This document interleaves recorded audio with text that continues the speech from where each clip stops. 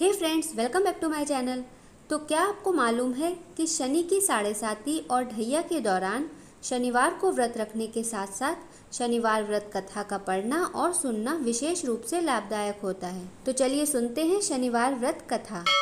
एक बार की बात है, सभी नवग्रहों यथा सूर्य, चंद्र, मंगल, बुध, बृहस्पति, शुक्र, शनि, राहु और केतु में विवाद छिड़ गया कि इनमें सबसे बड़ा कौन है। सभी आपस में लड़ने लगे और कोई निर्णय ना होने पर देवराज इंद्र के पास निर्णय कराने पहुँचे। इंद्रदेव घबरा गए और उन्होंने निर्णय करने में अपनी असमर्थता जताई, परंतु उन्होंने कहा कि इस समय पृथ्वी पर राजा विक्रमादित्य हैं जो कि अति न्यायप्रिय हैं, वे ही इसका निर्णय कर सकते हैं। सभी ग्रह एक साथ राजा विक्रमादित्य के पास पहुँचे और अपना विवाद बताया, साथ ही निर्णय के लिए कहा। राजा विक्रमादित्य इस समस्या से चिंतित थे, क्योंकि वे जानते थे कि जिस किसी को भी छोटा बताया वही क्रोधित हो उठेगा। तब राजा को एक उपाय सूझा। उन्होंने स्वर्ण, रजत, कांस्य, पीतल, सीसा, रांगा, जस्ता, अभ्रक और लौह से 9 सिंहासन बनवाए और उन्हें इसी क्रम से रख दिया। फिर उन सबसे निवेदन किया कि आप सभी अपने अपने सिंहासन पर स्थान ग्रहण करें। जो भी अंतिम सिंहासन पर बैठेगा वही सबसे छोटा होगा।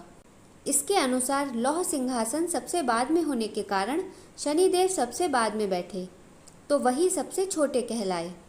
शनिदेव को लगा कि राजा ने ऐसा जानकर किया है और वह गुस्से में राजा से बोले, राजा, तू मुझे नहीं जानता।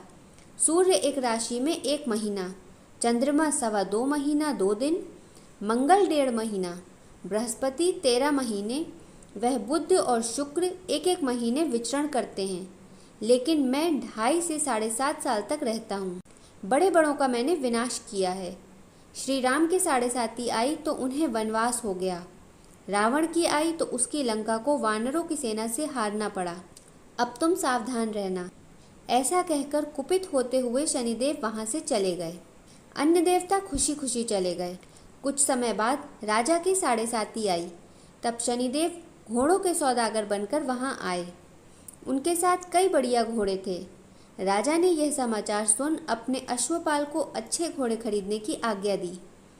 उसने कई अच्छे घोड़े खरीदे। वह एक सर्वोत्तम घोड़े को राजा को सवारी हेतु दिया।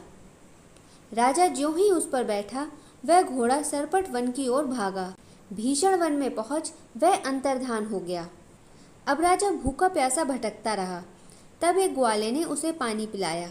राजा ने प्रसन्न होकर उसे अपनी अंगूठी दी। वह अंगूठी देकर राजा नगर को चल दिया और वहां अपना नाम उज्जैन निवासी वीका बताया। वहां एक सेठ की दुकान में उसने जल इत्यादि पिया और कुछ देर आराम किया। भाग्यवश उस दिन सेठ की खूब बिक्री हुई।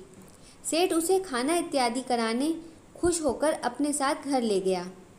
वहाँ उसने एक खूंटी पर देखा कि एक हार टंगा है, जिसे खूंटी निगल रही है। थोड़ी देर में पूरा हार गायब था। तब सेठ ने आने पर देखा कि हार गायब है। सेठ ने समझा कि वीका ने ही उसे चुराया है। उसने वीका को कोतवाल के पास पकड़वा दिया।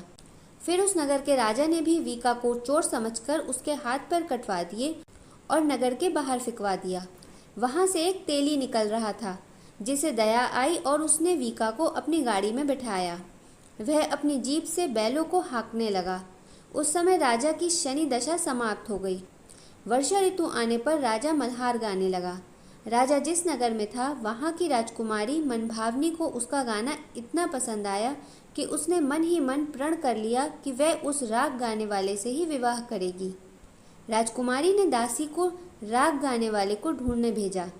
दासी ने बताया कि वह एक चौरंगिया मतलब कि अपाहिज है, परंतु राजकुमारी ना मानी।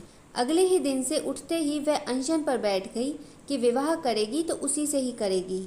बहुत समझाने पर भी जब राजकुमारी नहीं मानी तो राजा ने उस तेली को बुला भेजा और विवाह की तैयारी करने को कहा। फिर उसका विवाह राजकुमारी से हो गया। तब एक दिन सोते हुए स्वप्न में शनिदेव ने राजा से कहा, राजन, देखा तुमने मुझे छोटा बताकर कितना दुख झेला है। तब राजा ने उनसे क्षमा मांगी और प्रार्थना करते हुए कहा कि हे शनिदेव, जैसा दुख मुझे दिया है किसी और को ना दें। शनिदेव मान गए और कहा कि जो मेरी कथा और व्रत कहेगा उसे मेरी दशा में कोई दुख नहीं होगा। जो भी व्यक्ति रोज मेरा ध्यान करेगा और चींटियों को आटा डालेगा उसकी सभी मनोकामनाएं पूर्ण होंगी। और शनिदेव ने राजा को हाथ पैर वापस कर दिए। प्रातः आँख खुलने पर राजकुमारी ने देखा तो वह आश्चर्यचकित हुई। वीका ने उसे बताया कि वह उज्जैन का राजा विक्रमादित्य है। सभी अत्यंत प्रसन्न हुए। सेठ ने जब सुना तो वह राजा के पैरों पर गिरकर क्षमा मांगने लगा। राजा ने कहा कि वह तो शनिदेव का क्रोध था, इसमें किसी का कोई दोष नहीं। सेठ ने फिर भी निवेदन किया कि मुझे शांति तभी मिलेगी जब आप मेरे घर चलकर भोजन करेंगे। सेठ ने अपने घर नाना प्रकार के व्यंजनों से राजा का सत्कार किया। साथ ही सबने देखा कि जो खूंटी हार निगल गई थी वही अब उसे उगल रही थी। सेठ ने अनेक मोहरे देकर राजा का धन्यवाद किया।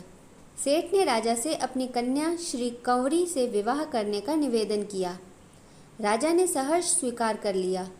कुछ समय बाद राजा अपनी दोनों रानियों मनभावनी और श्री कंवरी को सभी उपहार सहित लेकर उज्जैन नगरी को चले। वहाँ राजा के राज्यवासियों ने सीमा पर खूब आदर सत्कार किया। सारे नगर में दीपमाला बनाई गई। राजा ने घोषणा की कि मैंने शनिदेव को सबसे छोटा बताया था, जबकि असल में वही सर्वोपरि हैं। तब से सारे राज्य में शनिदेव की पूजा और कथा नियमित होने लगी। सारी प्रजा खुशी और आनंद के साथ जीवन बिताने लगी। जो भी कोई शनिदेव की इस कथा को सुनता या पढ़ता है उसके सारे दुख दूर हो जाते हैं। व्रत के दिन इस कथा को अवश्य पढ़ना चाहिए। तो ये थी शनिवार की व्रत कथा। आशा करते हैं भगवान शनिदेव हम सब पर अपनी कृपा हमेशा बनाए रखेंगे और हमारे जीवन में आए दुखों को हमसे दूर करेंगे। तो ऐसे ही और वीडियो देखने के लिए मेरे चैनल को सब्सक्राइब करना बिल्कुल भी ना भूलें। Please click on subscribe and press the bell icon. मिलेंगे अगली वीडियो में। तब तक के लिए अपना ख्याल रखिए। जय शनिदेव महाराज की जय हो। Thanks for watching.